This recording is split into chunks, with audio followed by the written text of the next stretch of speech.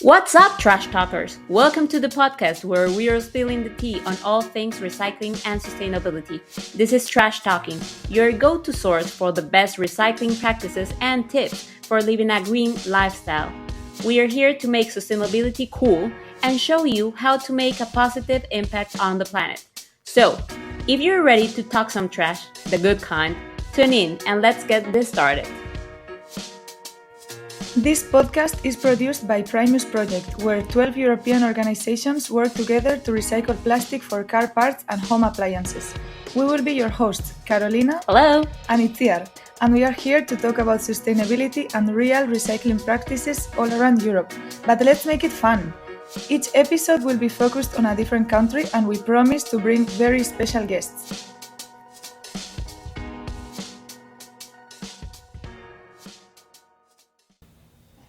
We start the podcast series with Finland, a European reference regarding sustainability. For today's episode, we have invited a special guest. He is a member of the Primus Project. Let's introduce Jarkko Saarinen from University of Eastern Finland. Hello, Jarkko. Thank you for being here. We hope you are ready to talk some trash.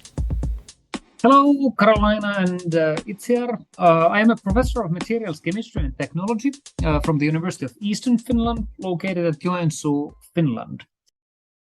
I have 20 plus years research background from various aspects in material science, ranging from photonics to natural fiber-based substrates and antimicrobial materials. Sustainability has been a driver of our research for a long time, and in recent years we have expanded our research into recycled materials and circular economy that can really make a difference to the way we use materials. Great to have you here, Jarkko. Today's episode is quite interesting because Finland is one of the leading countries in the world when it comes to waste management. Finland had a high recycling rate. In 2019, around 46% of municipal waste was recycled. Whoa. And that may not sound like a lot, but it's actually one of the highest rates in Europe. In fact, Finland has a recycling system that allows for the recycling of a wide range of materials, including paper, cardboard, glass, metal, plastic, and even food waste. Let's get started with some general questions about recycling in Finland. So, Carolina, should we start talking about how the urban waste is separated and valorized in Finland, and also what the urban collection strategies are? Yeah, sure. So the waste in Finland is divided in 7 main bins. The first one is paper, second one cardboard and fiber-based packaging, third metal, fourth glass, fifth plastic and packaging, sixth bio-waste, and seventh mixed waste for incineration. Isn't it that crazy? It is a lot. But electronics and electrical devices are also collected in all stores that sell themselves, so consumers can bring these products to be recycled. So how this sorting process works? Well, it depends on where you live in Finland. In some areas, households are provided with separate bins for different types of wastes. In other areas, people take their sorted waste to recycling stations or centers. And in some cities, waste is collected through an underground vacuum system that sucks the waste through pipes to a collection station where it can be sorted.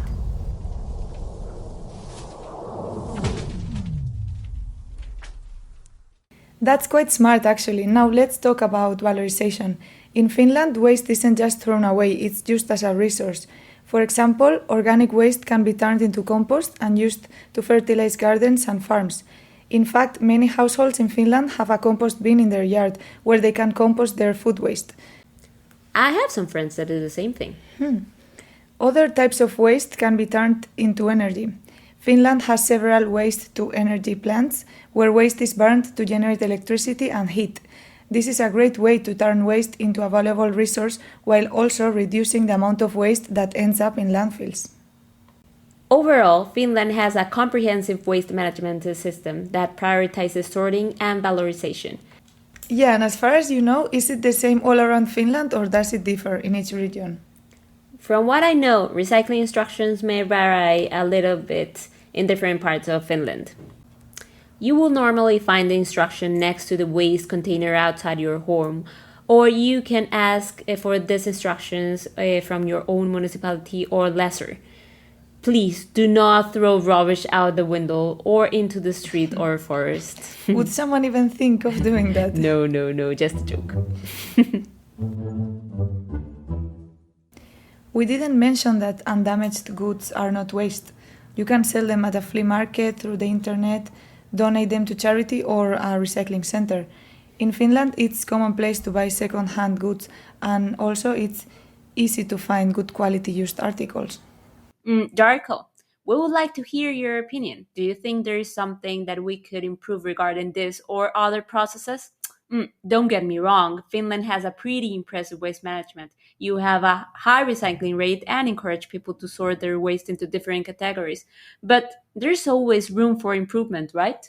Well, Finland has invested in research and development work, and the innovations have enabled increasingly efficient recycling. And the change has been very rapid. Waste was previously only thought of as rubbish. Nowadays, it's being increasingly seen as a raw material. Over the years, waste treatment methods have changed from just sorting waste in landfills to utilizing waste as energy and recycling. Finland has also invested in high-quality waste management solutions, which are a prerequisite for preserving a safe and clean living environment. Work on this has been ongoing for some time.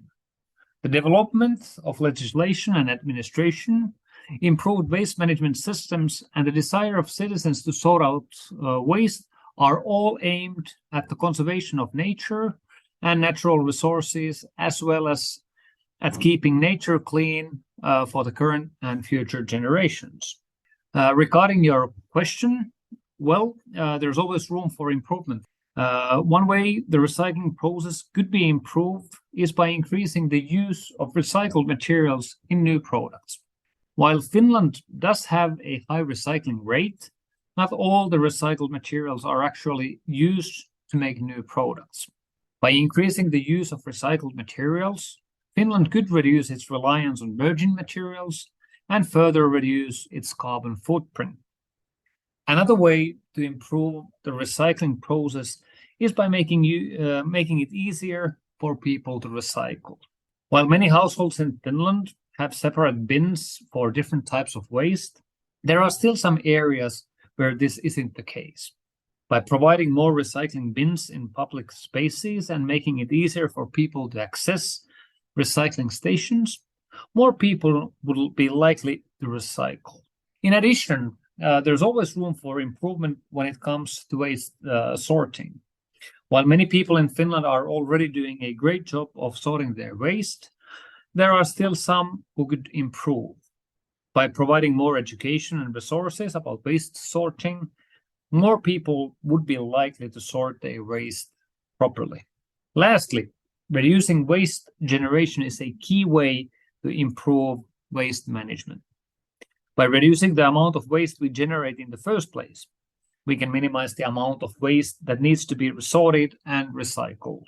This could be done through practices like composting, buying products with minimal packaging, and repairing and reusing items instead of throwing them away. So, to sum it up, while Finland already has a great waste management system, there are always ways to improve. Should we sum it up, Carolina? Yeah, first, by increasing the use of recycled material. Also, making it easier to recycle. Furthermore, providing more education about waste sorting. And of course, reducing waste generation, so we can all work towards a more sustainable future. And does the University of Eastern Finland have any strategies to contribute to recycling and also sustainability? At the University of Eastern Finland, we have a world-class infrastructure in mass spectrometry. This allows us to identify extremely accurately the components in the recycled streams as well as in the converted products. This way we can guarantee the safety of the generated products from the recycled materials and increase the value of the new products. That is so good to hear. Some other European and international countries need to learn from Finland's activities around sustainability, but it is always good to know there's room for improvement. Here we go with an interesting fact for the listeners. Did you know that if the tide of plastic waste in the world's oceans cannot be turned, there will be more plastic than fish in the sea by 2050? Whoa, that's insane and extremely sad. Yes, it is. But let's keep talking about how Finland is going to prevent this from happening. Yes, all right. In fact, we have heard that Finland is quite effective with the returning beverage system with automated bottle returns machines. I love this fact. In 2020, 2 billion bottles and cans were returned. That's 93% of the total amount acquired in the country. For those who don't know how this works, cans and plastics or glass bottles have a small deposit when consumers buy it. However, when empty, they can return them to these automated machines located basically everywhere, for example, in supermarkets, and they will receive the money back.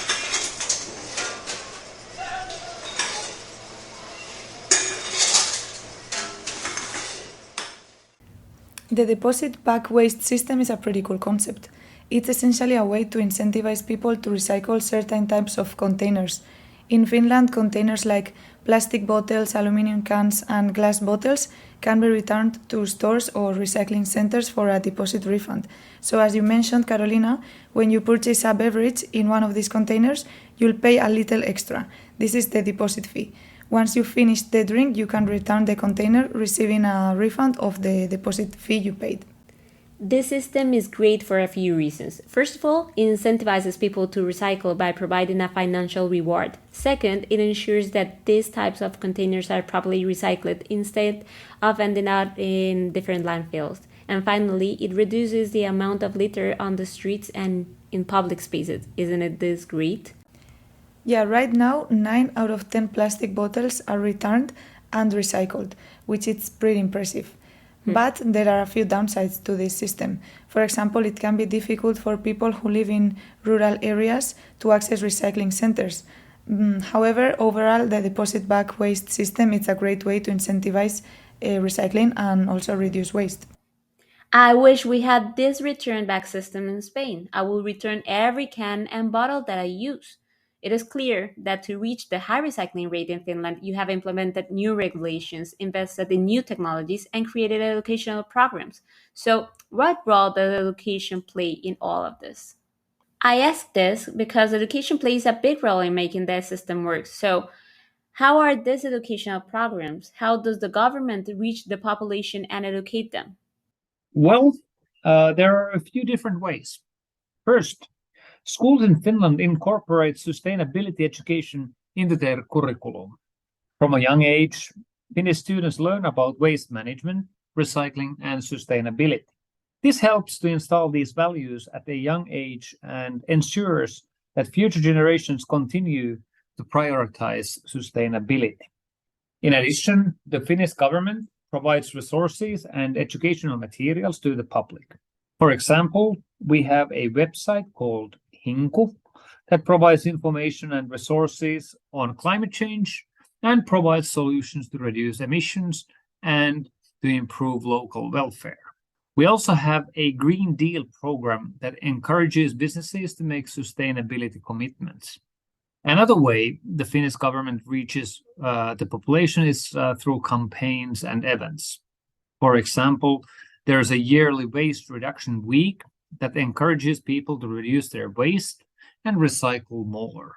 There are also educational campaigns that focus on specific issues like reducing food waste. Tackling diverse ages and types of activities is the key. Pretty simple but effective, right? This is just an example of how small actions can make quite a big difference.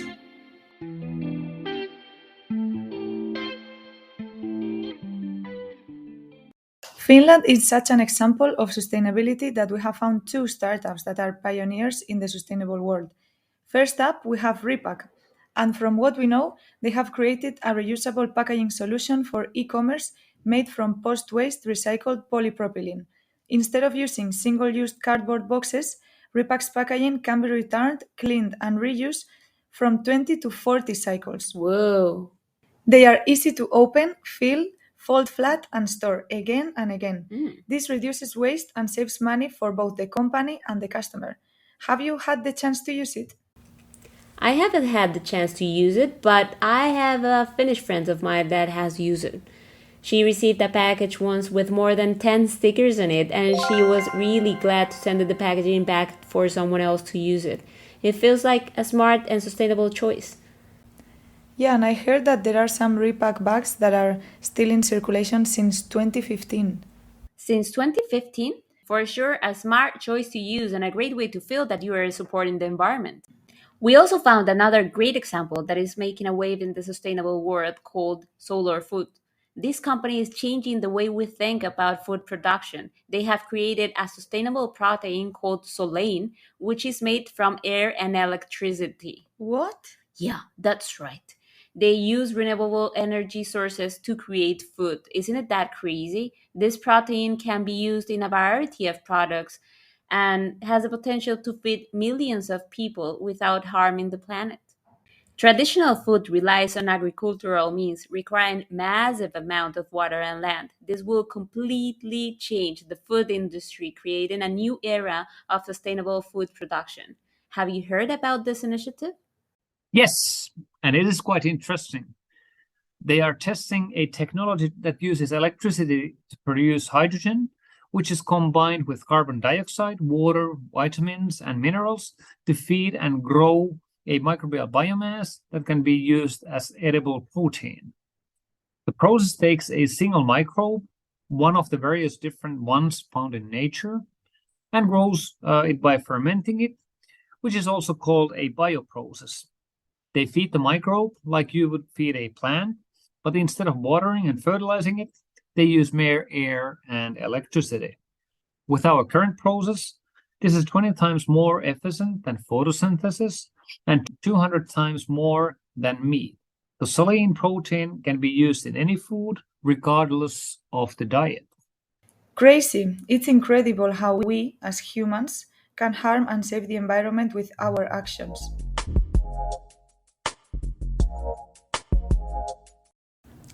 Apart from knowing what it's been done in Finland in general, we would like to know how you are, Jarkko, contributing to sustainability in your everyday life. Do you have any simple tips you can follow and that will be nice to share with the audience? In my personal life, it was a big surprise around 10 years ago once we started separating plastic waste from the others. Now we are recycling bio-waste at our own composter in the backyard, whereas papers and cardboards, metal and glass, and plastics are separated from all the rest. Once we started this habit, we were able to reduce significantly the number of times our trash is collected, saving money as there is very little trash generated. I believe in the near future, everything will be collected in a way that allows all materials circle back into the production, and there is very little need to use any virgin materials. That's nice. We are looking forward to that future. Yes, definitely. Also, to finish off the episode, today's sustainability tip is about avoiding single use items. Yes, exactly. The first message we want to give is that we are aware that preventing and reducing waste are, of course, better alternatives than recycling. So we should try to do that whenever it's possible. Switching to reusable packaging for deliveries from companies like Repack, for example, could be a good action to take. But also buying the kind of refillable packaging for everyday product that we use at home, like food container jars, soap containers, water tap bottles, this kind of things.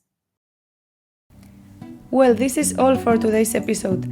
Thank you, Jarkko, for being here with us, sharing your knowledge and experience. Yes, thank you, Jarkko. And thank you all for tuning in. We'll catch you on the next episode. We will be here shortly with another episode related to Spain and sustainable best practices they have over the Iberian country. So stay tuned, trash talkers. We're missing an important part. Oh, yeah, before we go. This podcast series is funded by the European Union. Views and opinions expressed are, however, those of the authors only and do not necessarily reflect those of the European Union or HADIA. Neither the European Union nor the granting authority can be held responsible for them.